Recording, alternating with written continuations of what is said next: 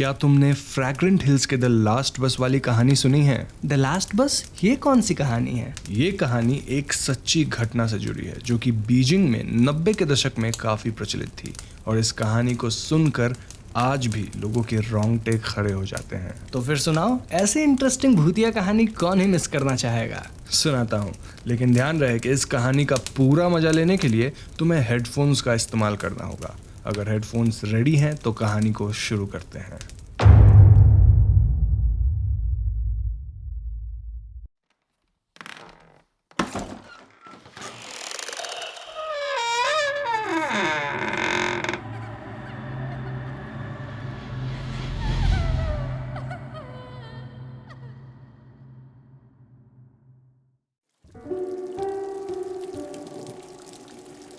चौदह नवंबर 1995 की रात को बीजिंग के आसपास के इलाके में काफी बारिश हो रही थी और ऐसे में फूजीचैन हाइडेन डिस्ट्रिक्ट के एक छोटे से बस स्टेशन पे अपने बस का इंतजार कर रहे थे।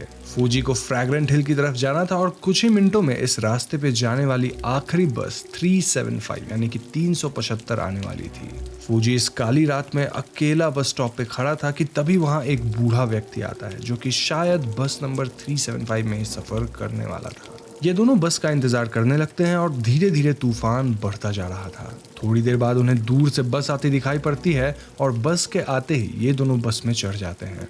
बस के अंदर कोई भी पैसेंजर नहीं था और ये कोई हैरानी वाली बात नहीं थी क्योंकि इस आंधी वाले रात में कौन ही सफर करना चाहेगा। फूजी फौरन ड्राइवर के बगल वाले सीट पे बैठ जाता है और फूजी के ही बगल में वो बूढ़ा इंसान भी बैठ जाता है।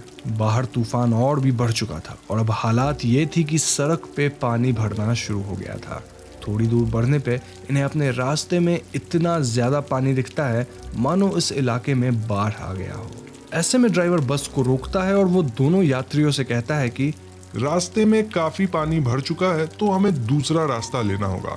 लेकिन मैं कोई दूसरे रास्ते से सफर नहीं करना चाहता, पता नहीं वो कितना सुरक्षित होगा। चाचा, इस रास्ते से गए तो पूरी बस ही बह जाएगी। जिंदा रहना चाहते हो या नहीं? अरे तो वापस भी तो चल सकते हैं, क्या जरूरत है अनजान रास्ते पे चलने की। Sir, if you don't mind, मेरे लिए ये जरूरी है कि मैं फ्रैग्रेंट हिल्स पहुंचूं, तो अगर ड्राइवर साहब बोल रहे हैं कि उन्हें रास्ता पता है तो इसमें दिक्कत क्या है? लेकिन बेटा, हम दूसरे रास्ते से ही जा रहे हैं। आपको नहीं चलना तो आप यहीं उतर सकते हैं।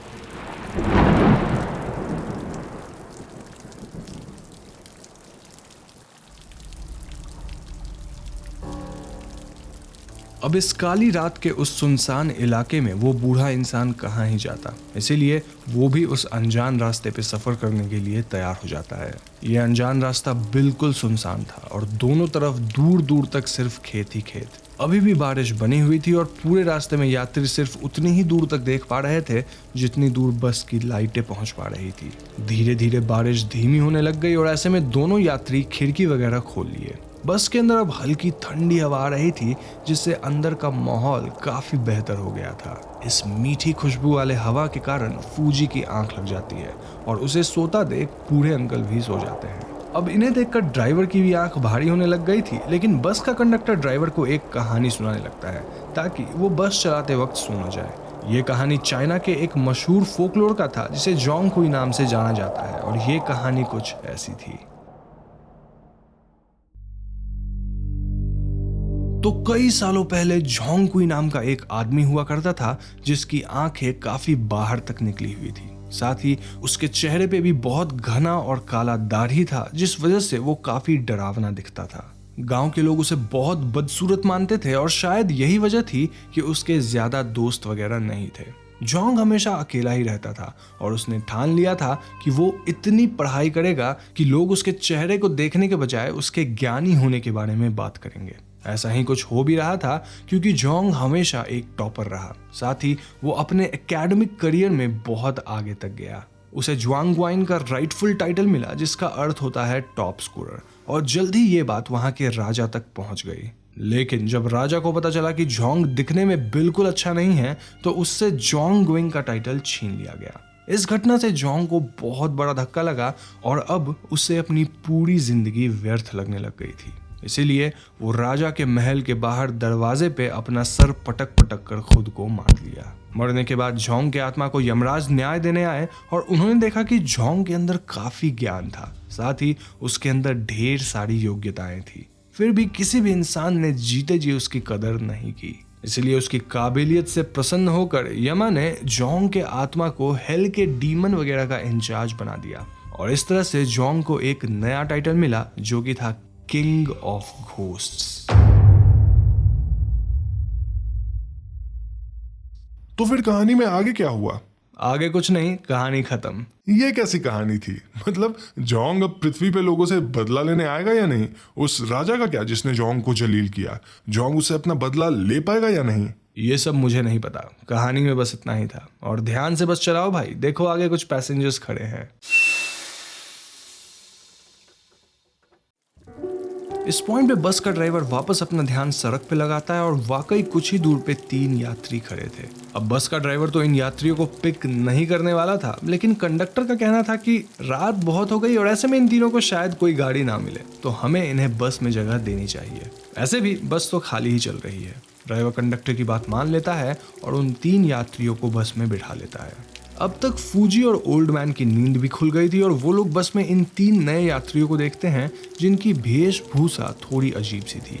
ये तीनों किंग डायनेस्टी के समय के कपड़े पहने हुए थे, जहां इनके रोब्स काफी लंबे लंबे थे और इनमें से एक बंदा काफी लंबा चौड़ा था जिसके बाल काफी घने काले और लंबे थे। ये बंदा बाकी दोनों का मास्टर जैसा दिख रहा था क्योंकि बाकी 2 लोग इसे कंधे पे लटका कर बस के अंदर लेकर आते हैं। यहाँ खास बात यह थी कि इस बंदे की आंखें थोड़ी ज्यादा ही निकली हुई थी।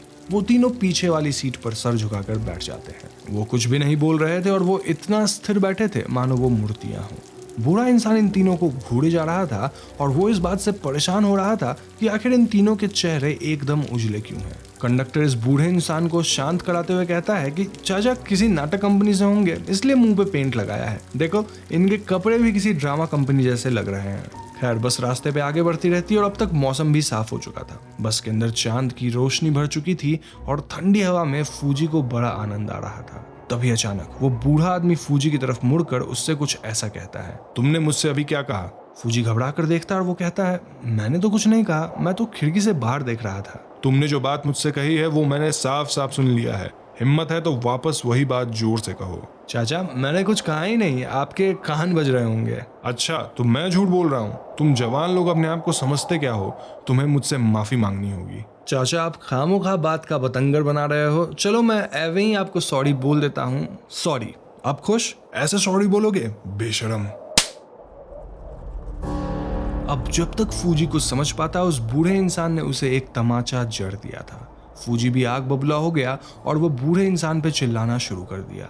इन दोनों के झगड़े को देखकर बस कंडक्टर इन दोनों के पास आया और ऐसे में ये बूढ़े व्यक्ति ने कहा कि वो यहीं बस से उतर के फूजी को पुलिस स्टेशन लेके जाएगा। ये सुनकर बस कंडक्टर इन दोनों को बस से उतार कर चला जाता है और ऐसे में ये दोनों सुनसान सड़क पे बस एक दूसरे को गुस्से में घूरे जा रहे थे। फूजी पूछता है कि आखिर उस बूढ़े इंसान ने ये सब नाटक क्यों किया। इसके कारण अब वो दोनों किसी अनजान सड़क पे हैं और आसपास तो कोई पुलिस स्टेशन भी नहीं है। वो बूढ़ा इंसान मुस्कुराते हुए कहता है कि बेटा तुम्हें मेरा शुक्रिया अदा करना चाहिए क्योंकि अभी अभी मैंने तुम्हारी जान बचाई। फूजी पूछता है इसका क्या मतलब है, जिसके जवाब में वो बूढ़ा इंसान कहता है कि क्या तुमने उन 3 यात्रियों को ध्यान से देखा जो कि पिछली सीट पे बैठे थे? उनका चेहरा वाइट था जो कि हो सकता है पेंट हो, लेकिन हवा के चलने से उनके रोब उड़ने लगे और तब मैंने ध्यान दिया कि उनमें से किसी के भी पैर नहीं थे। इसका मतलब ये है कि वो लोग और कोई नहीं बल्कि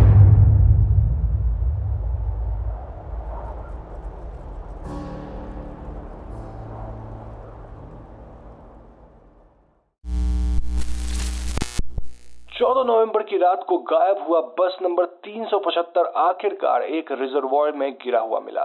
बस के अंदर कुल 5 मृत शरीर थे, जिनमें से एक शरीर ड्राइवर का था, एक कंडक्टर का, लेकिन बाकी 3 शरीर को पहचानना नहीं जा सका। यहाँ आश्चर्य वाली बात यह है कि बाकी के 3 शरीर सड़े हुए थे, यानी कि ये बहुत पुराने बॉडीज हो सकते हैं। बस अपनी डेस्टिनेशन फ्रैग्रेंट हिल से तकरीबन 60 मील दूर रिजर्वॉयर में पाई गई और यह आश्चर्य की बात इसलिए है क्योंकि बस के टैंक में इतनी ईंधन थी ही नहीं। टैंक को खोलने पे पुलिस को अंदर खून भरा मिला और इस पूरे वारदात को समझना एकदम नामुमकिन सा लग रहा है। तो बस कहानी खत्म, कैसी लगी? कहानी तो अच्छी थी, लेकिन वो लास्ट में क्या हुआ? वो जो 3 लोग बस में आए थे, वो जोंगकुई और उसके नरक वाले डीमंस थे क्या?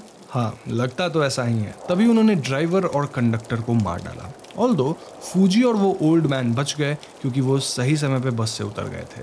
आर यू श्योर कि ये कहानी सच है? That's a good question. देखो, इस कहानी के कई और भी वर्जन्स हैं। एक वर्जन में बस कंडक्टर एक लेडी थी और बस में फूजी के साथ ओल्ड मैन नहीं बल्कि एक ओल्ड वुमन चढ़ी थी, जो कि फूजी पे पर्स चोरी करने का झूठा इल्जाम लगाकर बस से नीचे उतरी थी। साथ ही कई वर्जन्स में तो बस में इन दोनों के अलावा एक कपल भी चढ़े थे जिनकी मौत हो गई। तो ऐसे में सच क्या है ये कोई नहीं जानता। हो सकता है ये पूरी कहानी ही बनी बनाई हो, इसलिए मैं ये तुम पे छोड़ता हूँ कि तुम उसे कैसे इंटरप्रेट करो। लेकिन एक बात जो ज़रूरी है वो ये कि तुमने अगर इस कहानी को एंजॉय किया है तो इसे लाइक और शेयर करना। ऐसे ही और कहानी सुनते रहना चाहते हो तो चैनल को सब्सक्राइब करके बेल आइकॉन को भी दबाना पड़ेगा। ट्रस्ट मी, ऐसी बहुत सी अमेजिंग कहानियाँ आने वाली है। ये तो बस शुरुआत है। पीस।